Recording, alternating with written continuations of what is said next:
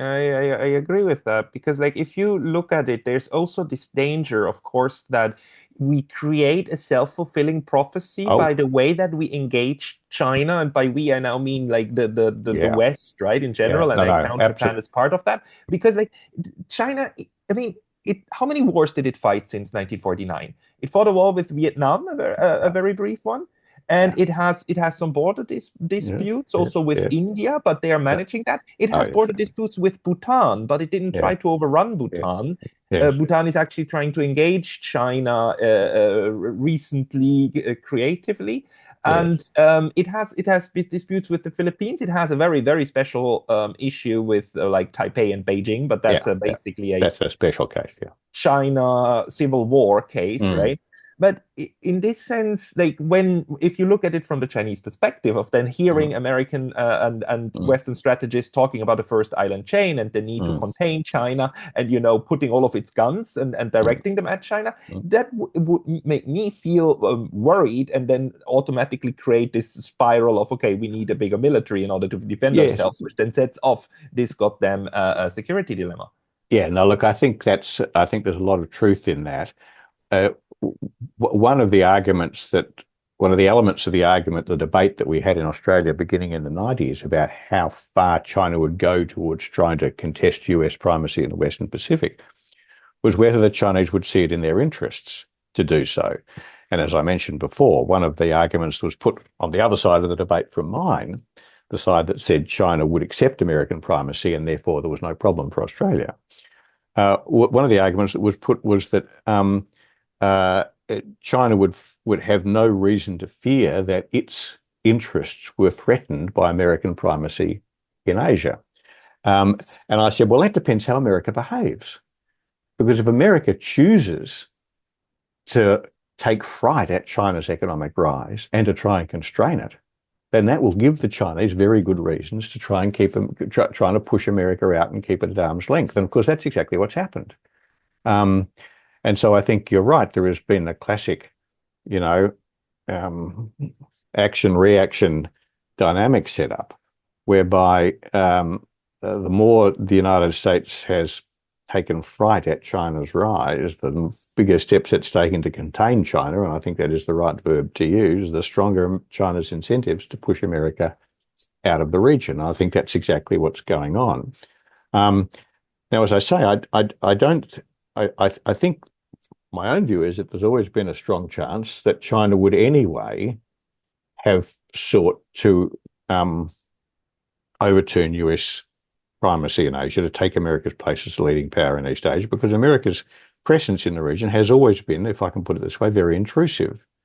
And it always seemed to me that it would be very unnatural um, and improbable that China would continue to accept what America sees as a subordinate position to America at a time when China's economy had overtaken America's.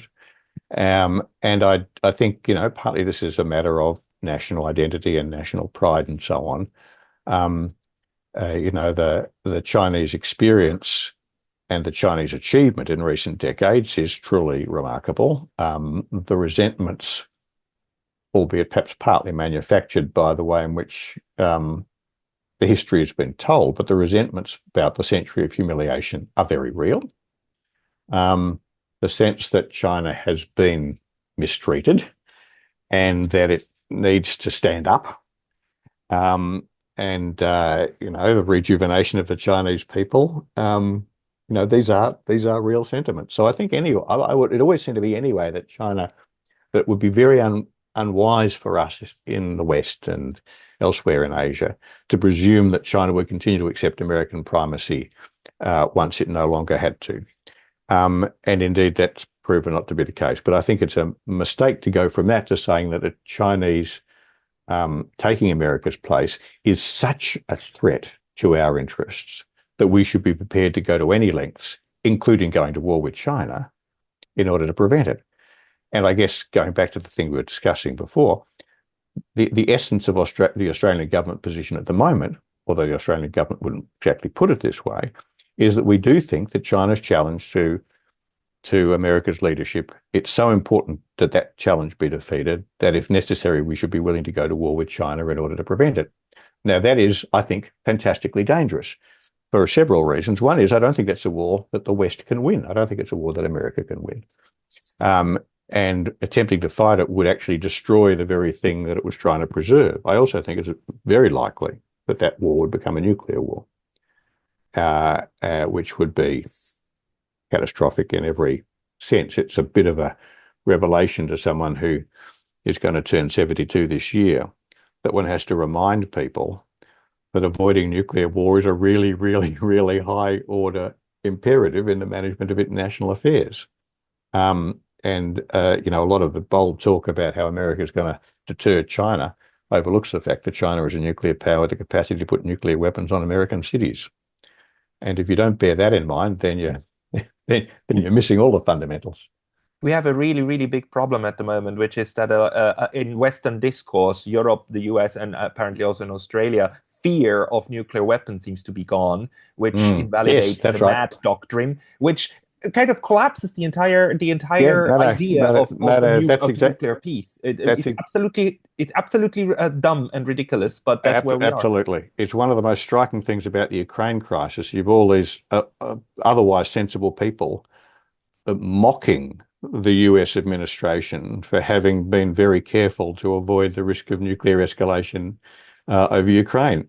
Boy, I tell you, anyone who goes out of their way to avoid nuclear escalation has got my vote. That's what you need to do. And so the fact that people in Washington, and for that matter in Australia and in Europe, could talk about the need to deter China from attacking Taiwan or whatever, without recognizing that they're talking about threatening to fight a war with an adversary, with a nuclear armed adversary. It seems to me to be astonishingly irresponsible. And of course, AUKUS draws Australia even more explicitly into that. The whole point about AUKUS from America's point of view, of course, and US officials have been very explicit about this. It's all about guaranteeing that if there's a war between America and China, then Australia will fight alongside the United States. Now, Australian political leaders say, no, we haven't made any commitments. But frankly, I don't believe them, because I don't believe the United States would be even contemplating passing us between 3 and 5 Virginia-class submarines if they weren't absolutely sure that those submarines would be available to the United States in the event of a war with China. It makes no sense. It makes no sense at all. And so I think there's a real, the real danger I see in the policy that Australia has adopted of supporting America's position vis-a-vis China so unambiguously, is that Australia supporting America encourages America to take an approach to China which is not going to work, and which brings, I think, a very real risk of a US-China war, which in turn has a very real risk of becoming a nuclear war, which would be an unimaginable disaster. Yeah, and again, fight parts of the war with China through proxies, including Australia, right? Yes, that's exactly right. And there's been a little bit of that already, a few years ago, from 2020 through to about 2023. China imposed some relatively harsh economic constraints on Australian trade with China, and it's important to mention here, which we haven't touched on, is that one of the dynamics in this situation is that China is by far and away Australia's biggest trading partner, and particularly by far and away our biggest export market. It is the only country that has ever been as important to Australia as an export market in our entire history has been Britain during the imperial days, when we were very much part of the imperial economy. Every day, Australia exports to China 2 million tonnes of iron ore. Every day.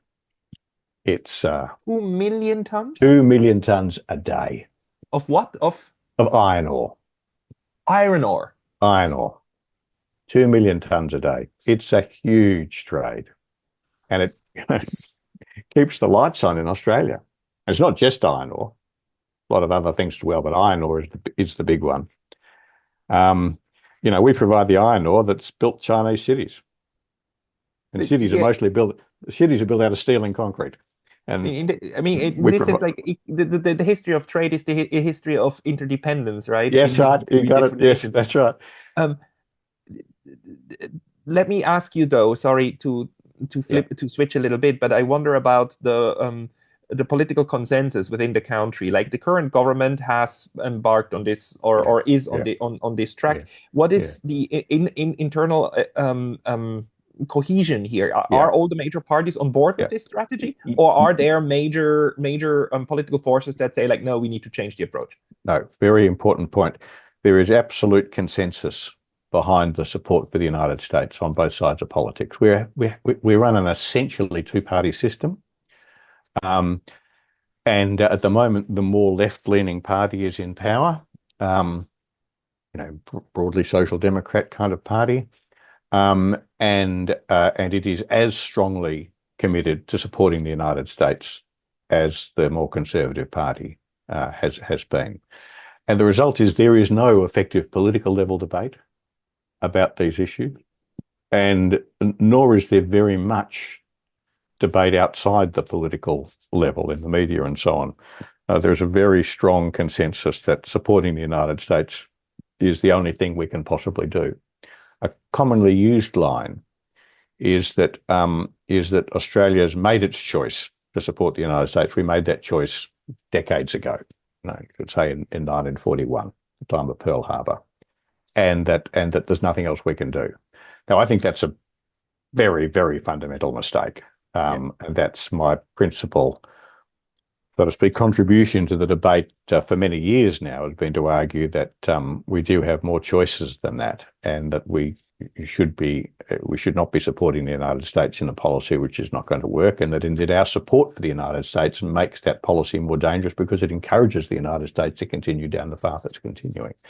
But just as in the United States, both sides of politics are in pretty close agreement on how to deal with China. The same is true in Australia, and that makes me very pessimistic about the prospects for a significant change in direction.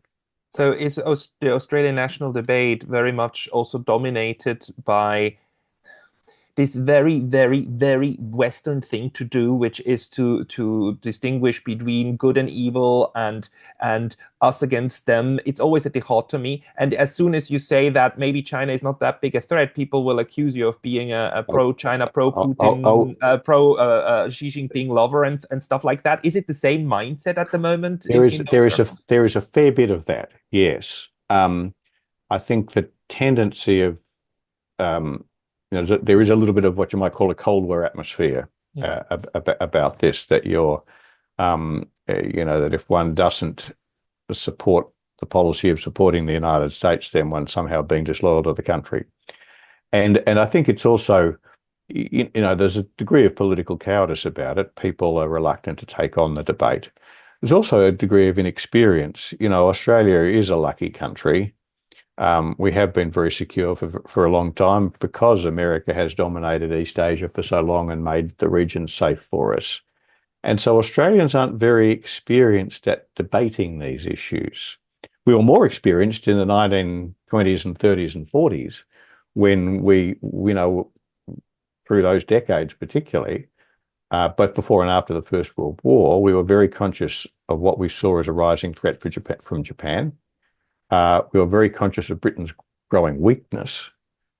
And so we had quite I wouldn't say sophisticated, but at least quite a lively debate about how Australia should frame its future.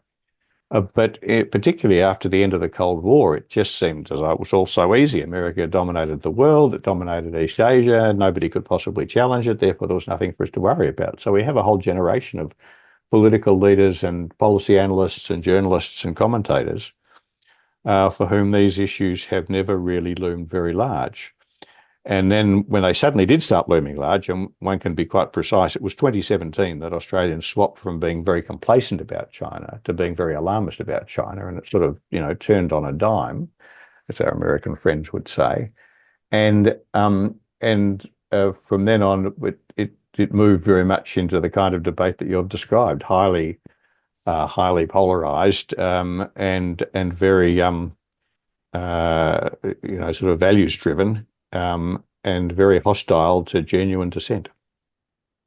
That's too bad. That's too bad because that's not a way to get an informed approach going. Not a way to get a good policy going. So what does the future hold? Well, I think my own view is that although the United States talks a lot about seriously confronting China, it's actually doing very little.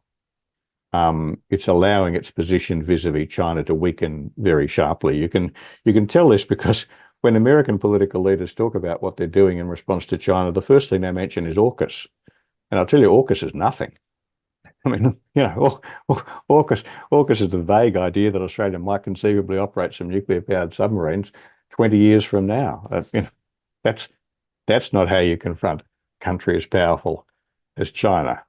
And so, I think it's all talk and no action. And this is going to seem a very perverse thing to say, but I think what Australia needs from Washington is Washington to recognise the reality, that is, that it's not prepared to bear the costs and risks of confronting a rival as powerful as China over the decades to come, and that it accepts that it can't, it therefore contest China's challenge, and therefore, in effect, steps back from East Asia and the Western Pacific. Now, it would be much better for us if America found a way to stay in Asia, to balance China, but without exercising primacy. And long ago, 2012, I published a book in which I argued that that's exactly what China should do, what America should do. I think there's very little chance of America doing that. I think for America, it's either primacy or nothing. And so I think the most likely outcome is that the United States will, one way or the other, gradually step back from Asia and let it go. And I think the election of Donald Trump makes that a more likely outcome. I take Trump's isolationism quite seriously. But the risk, of course, is that before that happens, halfway through the process, a crisis erupts over something like Taiwan, in which the US political leadership doesn't have the courage not to go to war. And then we're in a world of hurt. You wouldn't want to be in Tokyo that week. The most important thing, speaking as a Swiss and from the Swiss experience, is to avoid war. Switzerland didn't get rich just because it's particularly endowed with all of these natural resources, but it avoided 2 world wars, which really gives you a good head start, a very good head start. Oh, yes, absolutely.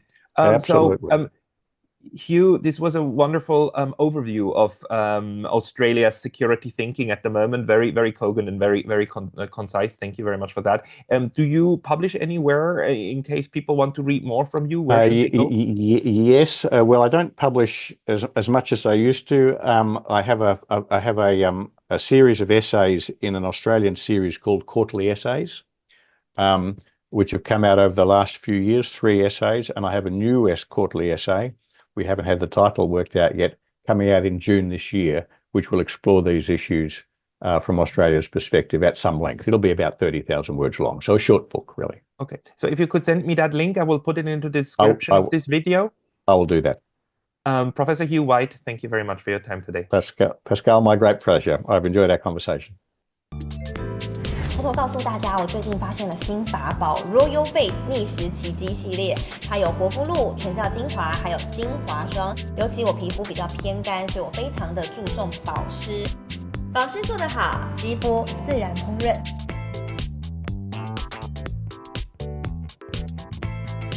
提亮肤色更年轻，抚平皱纹超有感，而且气色变好。用心保养，每天都更美一点。